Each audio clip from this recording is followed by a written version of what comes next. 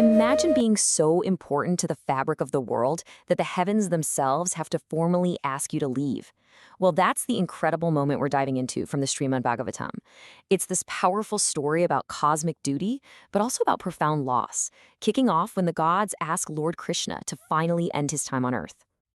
And this single line, this one solemn request from Lord Brahma, the creator of the universe, is what sets the whole final dramatic act of Krishna's life into motion. It makes you wonder, right? Why now? And who else was there to witness something this monumental? Well, to deliver this message, Brahma definitely didn't come alone. No way. We're talking about an unprecedented gathering of the most powerful beings in the entire cosmos, all descending on Krishna's incredible capital city, Dvārakā. And they all had one single purpose. And the sheer scale of this get-together is just staggering. This wasn't just a few gods showing up. You've got Brahma, the creator. You've got Śiva, the destroyer. Indra, the king of the gods. Then there are the Aditis, the Vasus, the Gandharvas, even the Nagas. I mean, essentially every major power player in the entire cosmos was in one place at one time. So, why were they all there? Well, this is the profound part. They came to Dvārakā simply to see Lord Krishna, because according to the text, his fame alone, just the stories and the glory of his actions, was powerful enough to purify all the worlds. This wasn't just a meeting, this was an act of cosmic reverence. So, before they get to the big request, the assembled gods offer praise to Krishna. But listen, these weren't just simple compliments. Their words are basically a master class in theology, really defining the very nature of the Supreme Being. First, they praise him for being unconquered by material activity. What does that even mean? Well, think of it this way. Even though he's the force behind creating, maintaining, and destroying the entire universe, he's totally separate from it.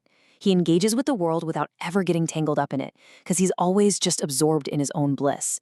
It's a really deep idea about divinity, right? That ultimate power means not being controlled by your own creation.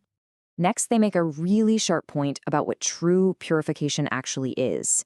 They argue that, going through the motions, doing rituals, or giving to charity with selfish motives, that stuff doesn't really work.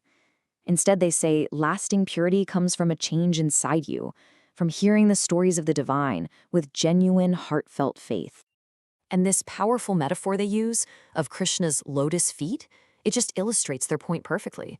They're describing devotion to him as this force that actively destroys all those negative, inauspicious desires from within. It's a beautiful, poetic way of saying that focusing on the divine purifies you from the inside out. Okay, so after all this praise, Lord Brahma finally steps forward and gets to the point. He declares that the mission Krishna came to Earth to accomplish, well, it's been fulfilled. The job is officially done. And Brahma even gives a concrete time frame for this whole divine mission. He says that 125 years have now passed since Krishna's appearance. It really grounds the whole story. And then he just runs down the checklist of accomplishments. The Earth's burden? Lifted. Check.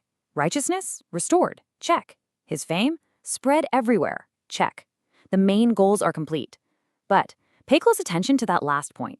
It's a really dark and crucial bit of foreshadowing. His own family, the Yadu dynasty, is cursed and facing its own destruction.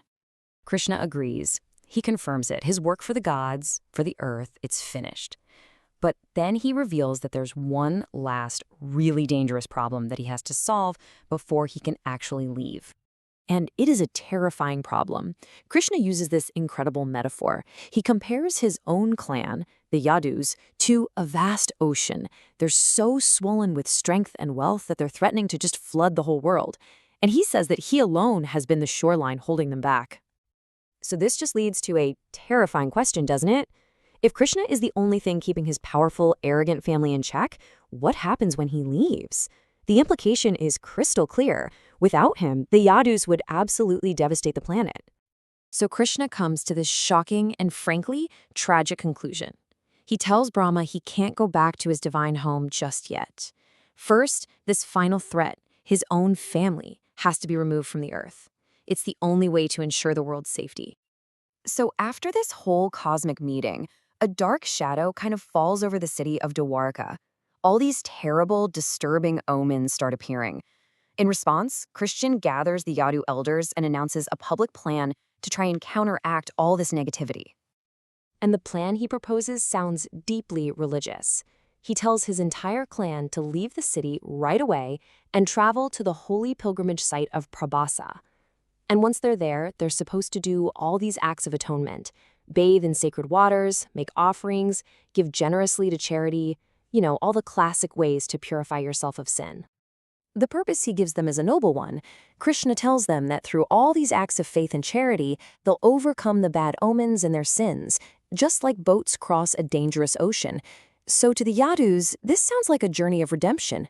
They have no idea it's actually a journey to their fated end. But as the entire city gets ready for this so-called holy pilgrimage, there's one person who isn't fooled. Amidst all the cosmic drama, a single person sees right through the plan and understands the terrifying truth of what's really about to happen.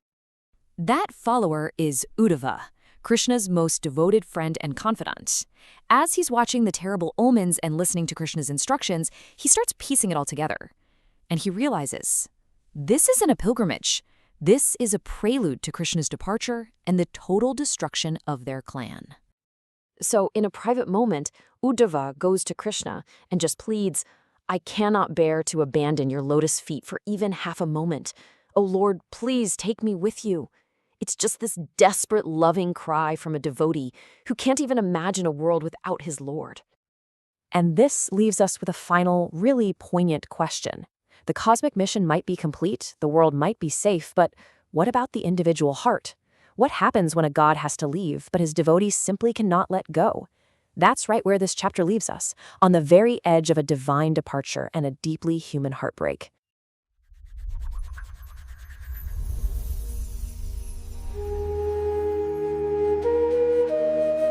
Welcome to the Deep Dive. Today we're exploring a moment of really profound cosmic significance. It's about the planned withdrawal of the Supreme Lord from Earth. Right. And specifically the strategy behind destroying his own, beloved Yadu dynasty. We're diving deep into Canto 11, Chapter 6 of the Śrīmad Bhagavatam. Yeah, and this deep dive, it's interesting because it really goes beyond just the surface story. We're looking at the high-level, almost strategic thinking here. Okay. Our sources give us this glimpse into the cosmic checks and balances, why even a divine dynasty? Why it had to face these consequences if its power got out of hand. So it's about control and necessity. Exactly. Control, necessity, and ultimately the path to liberation, all revealed right at this moment of huge impending change. So the narrative kicks off in Dvārakā. It's described as this incredibly opulent, resplendent city, a fitting capital, you'd think. Absolutely. But the mood shifts fast. It goes from earthly prosperity to this sense of cosmic urgency. The text talks about an assembly, which is massive. So high ranking, it basically signals the end of an era. And the scale you mentioned, it's not just a few key players. Oh, not at all. It's staggering. This wasn't like a local meeting. This was the entire management team of the cosmos showing up. Wow. Seriously, if you look at those lists in the first few verses, shlokas 1 to 3, you realize every sphere of influence is there. Creation, maintenance, destruction, all the subtle realms. They all sent their top people. We're talking Lord Brahmā, the creator himself. Yeah, Brahmā with his mind-born sons, the Prajapatis, the lords of creation. Okay. And then, in complete contrast, you've got Lord Siva, the controller of dissolution, master of time, past, present, future. He shows up with his whole retinue. Including the ghostly companions. Right, the Buddhaganas. So right there, you've got creation and annihilation, the bookends of time, basically acknowledging how huge this event is. That alone is pretty powerful, and it keeps going. Oh, yeah. The list goes on. Lord Indra, king of heaven, with the Maruts, the storm deities, then the Adityas, Vasus, the Ashvini Kumaras, Apus, Angira sages, Rudras, Vishadevas, Siddhas. So basically the entire pantheon. Pretty much. Plus all the semi-divine beings. Gandharvas, Apsaras, Nagas, Siddhas, Karanas, Guyakas, sages, the forefathers, Vidyadhas, Kinaras. It's everybody. It's hard to even imagine, like a UN summit times a billion. Exactly. You still wouldn't capture the scale. Their being there together is the universe saying, okay, the mission the Lord came for, it's done, or nearly done. They all came, the text says, desiring to see Lord Ken. Whose form was the delight of the human world. That's the phrase. And their reaction, it wasn't just polite respect. The source says they saw his wondrous form, but their eyes remained unsated. unsated, like they just couldn't look away. Couldn't get enough. It's pure, rapturous devotion. They offer him the best things from their own realms, garlands from heavenly gardens. And then they start this incredible glorification. Using beautifully adorned words. Right. And this is where we really get into the philosophy, because they aren't just singing praises. They're defining the ultimate nature of reality. Okay, let's unpack that. This philosophical analysis. They start with this central paradox in Shloka 8, right? About the supreme controller being the ultimate actor, but somehow remaining completely unattached. Yeah, this is really the cornerstone for understanding divine action. The demigods are saying, look, the Lord creates, maintains, and destroys everything we see. Using Maya, his illusory energy. Exactly, his threefold illusory energy, Maya. And they say this energy is unfathomable even within yourself, which is mind-bending. Maya is like the operating system of this material world. But doesn't operating the system trap you in it? For us, every action creates karma, entanglement. Right, that's the crucial difference. For us, yes, action equals reaction bondage. But the Lord, even though he's situated in these modes of nature when he acts, He's not affected by them. never. He remains faultless and unconquered by material activity. The Sanskrit term they use is ki, svis suke vyavaite vrato navidya. Which means It means he's ever absorbed in his own unbroken bliss. His consciousness isn't dependent on the material outcomes. It's focused inward on his own self-sufficient, transcendental joy. so his internal focus keeps him detached from the external actions he initiates. Precisely. Think of a master game developer creating an incredibly complex virtual world. They build it, they run it, but they aren't bound by the rules or dramas inside the game. Their reality is separate. That unbroken bliss is his immunity, his firewall against entanglement. That difference between pure action and contaminated actions, that's huge. It changes the goal, doesn't it? Liberation isn't about stopping action. It's about shifting the source of your satisfaction. Where are you deriving your joy from? And this leads them straight into the next point. In Shloka 9, they start comparing purification methods. And they seem, well, almost dismissive of the standard ways. Things like studying scriptures, giving charity, austerity, intellectual learning. They say these don't work for people with impure intentions. Duashinam. They're pointing out the limits of what's called karmatisha, the path of rituals and duties. If you do charity just for fame, or to get a better material life next time. Your intention is still material, still selfish. Exactly. So the action, even if it looks pious on the outside, doesn't actually purify the root contamination. The desire is still impure. So if the engine is flawed, the car won't really go where you want it to. What's the better engine they propose? The better path, they say, is for those situated in goodness, sattvatmanam, those who hear the Lord's glories with genuine faith. This is the heart of bhakti, devotion. Hearing. Why is hearing superior to doing all those other things? Because it works directly on the consciousness. That sound vibration, when you genuinely hear about the Lord's transcendental nature, it bypasses all the external stuff and starts cleansing the impure intentions right at the source. So it's cleaning the desire, not just managing the results of the desire. You got it. And that naturally shifts the focus to the Lord's lotus feet, which are like the symbol of this refuge and purification. Right. In Shloka 10, they call his feet the comet to inauspicious desires, ashubhishe jumakatu. Yeah, a comet often signified necessary destruction, clearing things away. So focusing on his feet, taking refuge there, implicitly burns away your own negative materialistic intentions. And this is where that amazing little story comes in Shloka 12. The contrast between Lakam, the goddess of fortune, and a simple forest garland. It's such a brilliant insight into how the Lord reciprocates. Lakam is, all opulence, wealth, beauty. She lives eternally on his chest. Symbolizing cosmic prosperity. Right. But the demigods point out when the Lord accepts just a simple, maybe even withered forest garland, vanamala, offered with love, Lakam may feel a jealous rivalry, like a co-wife. Jealousy. Between the goddess of fortune and some wildflowers. What's the deeper meaning there? It means the Lord values pure intention, pure loving service, more than he values even eternal cosmic status or immense opulence. Laka service is vital, but it's tied to maintaining cosmic order and prosperity. The devotee offering the simple garland, maybe they have nothing else to offer, just pure love, no strings attached. The Lord showing preference for that simple act is a huge message. It tells the ordinary person that what's in your heart matters more than what's in your hand. Absolutely, your internal feeling outweighs any external show.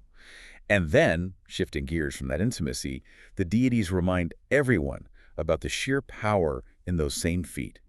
Shloka 13 brings up Trivikrama. The incarnation who covered the universe in 3 steps. Yes, and that cosmic foot with the Trivikrama banner is shown as the ultimate decider of fate. Bringing fear or fearlessness. Simultaneously, to both demons and demigods, it's the ultimate balancing force. It gives heaven to the good guys, destruction to the bad guys.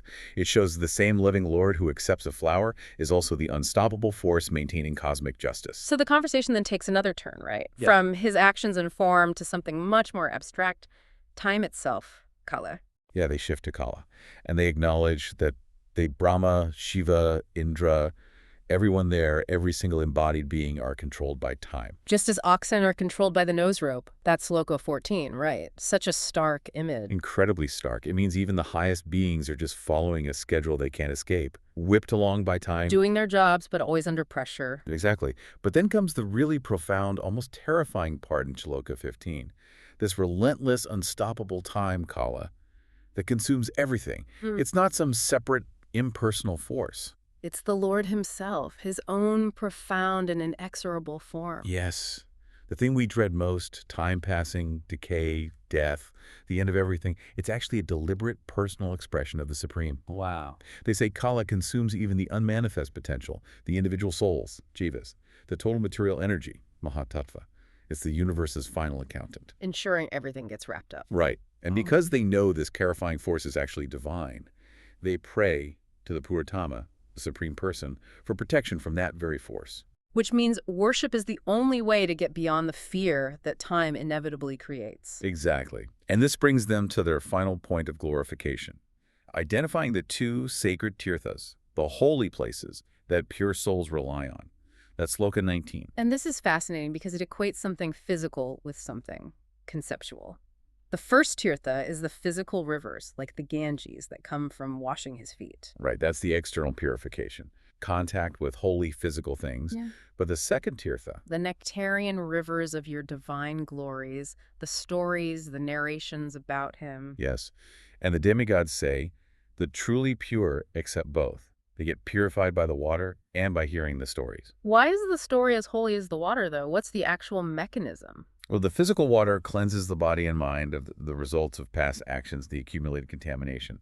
But the sound, the narration, it cleanses the root, the desire, the false ego that caused the action in the first place. Oh, okay. When you hear about the Lord's real nature, his power, his love, your heart automatically starts shifting its focus away from temporary things towards eternal things. That internal shift is so powerful, they rank it equal to bathing in a cosmic river. So narrative, storytelling, conscious engagement, it's incredibly powerful. Immensely. So, okay, the whole cosmic hierarchy is just laid out this huge philosophical case. The Lord's mission is done. His methods are perfect. His fame, the purification method for the future is established. The clock has run out. The stage is set, and now Brahmā steps forward to make the formal request. Right, so look at 20.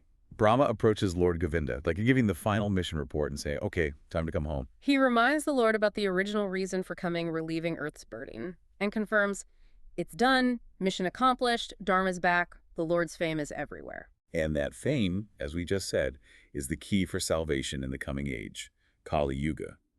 Brahmā is confirming the Lord successfully weaponized divine knowledge and joy against the future darkness. He even gives the exact time. 125 autumns have passed.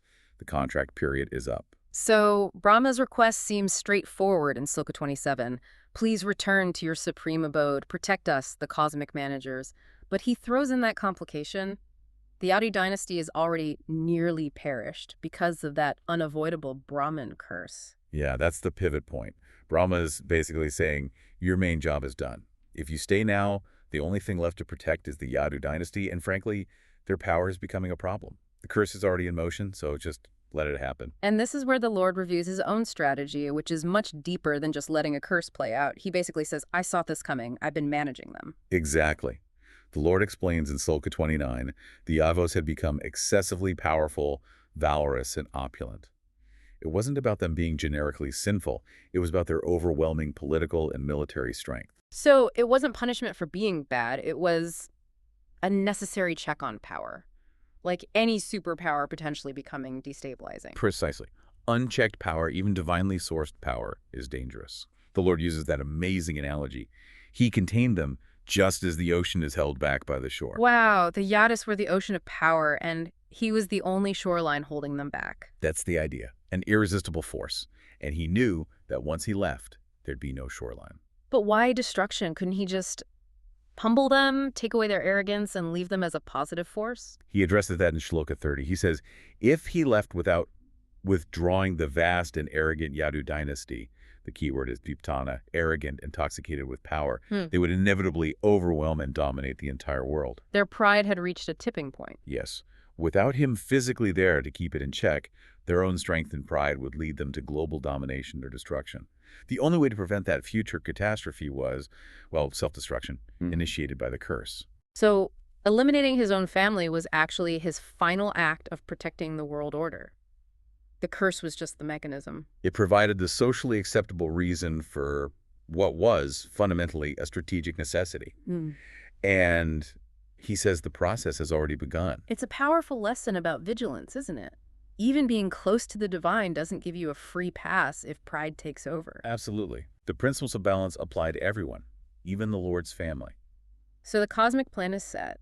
Brahmā and the others leave, understanding the strategy. But now the Lord has to manage the practical side back in Dvārakā. Right. He sees the ominous disturbances starting in the city, bad omens. He confirms the Brahma's curse is now truly unavoidable. The wheels are in motion. And he gathers the Yadu elders, gives them clear instructions. Evacuate Dvārakā, go to Prabhāsa. Immediately. It's like spiritual triage. And he tells them why Prabhāsa. He gives them that historical precedent. With the moon god Chandra. Yeah. Chandra got cursed by Dvārakā, suffered consumption. That's why the moon waxes and wanes. Yeah. And where did Chandra get purified? By bathing in Prabhāsa. Exactly. So the message is, if a demigod could get relief from a curse that literally changed his cosmic body, maybe you Yadus can find some spiritual mitigation there too. And it's not just bathing, right? He gives them specific things to do there. A 3-step plan. Bathe, offer oblations to ancestors and gods, and, this is crucial, give generous gifts to these worthy recipients, Brahmanas with faith. Charity. Dana. And that amazing analogy for charity. Use it like a boat, no balthi, to cross the ocean of sin. Vijnani tariyamo daneno bifairkavam. It's his final practical advice for them. Turn your excess wealth, maybe the very source of your arrogance, into spiritual currency. Use it as a lifeboat to escape the consequences of the curse.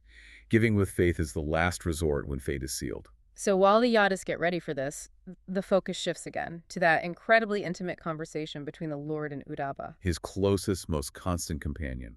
Uddhava sees the omens, he hears the plan, he understands the Lord is engineering his own departure using the curse as cover. He gets the strategy. He gets it, and he approaches the Lord privately. But his plea, it ignores the cosmic plan entirely. It's purely personal. He just says, I can't stand being separated from you, even for half a moment. Take me with you. Yeah, kindly take me also to your own transcendental abode. For Uddhava, separation is the only disaster. His devotion is absolute. He's not asking for salvation in general. He's asking for continued association out of pure love. And this sets up Uddhava's explanation of why bhakti, this path of loving devotion, is superior to jnana, the path of dry philosophical detachment. Exactly. He starts by acknowledging the other path, renunciance, in Shloka 47, these Vatarashana sages. The ones who wear only air, extreme ascetics. Right. Totally peaceful, detached. They attain Brahman through intense effort, incredible self-control. It's the classic path of renunciation. Hardcore. Very. Demands total withdrawal. But Uddhava, he doesn't knock it. He just points out how difficult it is, and then offers the devotee's alternative. The shortcut, really. And this is the real gem for anyone listening, right? The comparison. Uddhava says basically, look, we devotees might still be active in the world, on the paths of karma. Armavartmasu, yeah. We're still engaged, unlike the ascetics hiding in caves. But we'll cross over this impassable darkness of ignorance just by hearing your stories in the company of other devotees. He's saying the process of bhakti-loving remembrance, hearing, chanting, associating with others who love the Lord is its own powerful vehicle. It uses grace, not just willpower, to get you across. And the kind of remembrance is so personal. It's not just abstract philosophy. Uddhava emphasizes remembering his movements, smiles, glances, and jokes. Yes, the things that charmingly mimic the affairs of the human world. This is maybe the deepest insight here. That the Lord's human-like side, his playful interactions, are actually the most powerful tools against illusion. That's what Uddhava argues. Why? Because Maya, illusion, works best in the abstract, the impersonal. If you try to meditate on formlessness, it's easy to slip back because there's no emotional connection. But if you remember his smile, You're anchored by love, by rasa, a relationship. That personal intimacy is a stronger force than the impersonal energy of illusion. It makes the whole process joyful, not just strenuous. and there's that final, incredibly practical point in Sloka 46 about how to conquer Maya through service and remnants. Yeah, the ultimate statement of relying on grace. It says, servants who wear the Lord's leftover garlands, use his scents, his clothes, his ornaments. And eat his remnants, Bhuktana Sharasa. They can easily conquer your illusory energy. So defeat the biggest force of illusion by wearing his old clothes and eating his leftovers, Yeah. not by starving on a mountaintop. That's the paradigm shift of devotion. Victory comes through closeness, through accepted grace, through the tangible and emotional leftovers of loving service. It's admitting your own strength isn't enough, and accepting the purity passed down from the Lord. Amazing. And after hearing this incredible plea, filled with such deep philosophy and personal love, the Lord prepares to respond. Yes, the text says he prepares to reply to his beloved and exclusive servant Uddhava, and that reply becomes the Uddhava Gita, those final crucial teachings he gives before he leaves the world. Okay, let's quickly recap the core takeaways from this deep dive. We started with that huge cosmic assembly. Right, which confirmed the Lord's dual nature. Controller of everything, yet totally unaffected, absorbed in his own bliss. True freedom. Then the paths of purification. We learn that hearing the Lord's stories with faith is a sacred titha, just as powerful as holy water.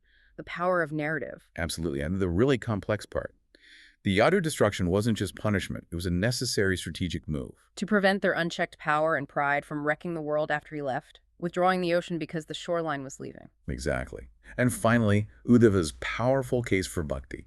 Showing that closeness, remembering the Lord's human side, his jokes, his smiles, accepting his remnants. These are the most effective, accessible ways to overcome ignorance, more so than harsh asceticism. It really is a masterclass in control, strategy, and the need for humility, even at the highest levels. We see the Lord's total command. So here's the final thought for you, the listener. If a dynasty founded by the Supreme Lord himself had to be destroyed because its internal pride, its unchecked power, threatened the cosmic balance, then how much vigilance do we need? As individuals, how carefully do we need to watch our own arrogance, our own sense of power in our everyday lives? The lesson seems clear. Vigilance against pride is essential, because any power, even seemingly good power, if it becomes arrogant and uncontained, it eventually leads to trouble when the container is removed. a really profound truth to reflect on. Thank you for joining us for this deep dive into the Lord's strategic withdrawal.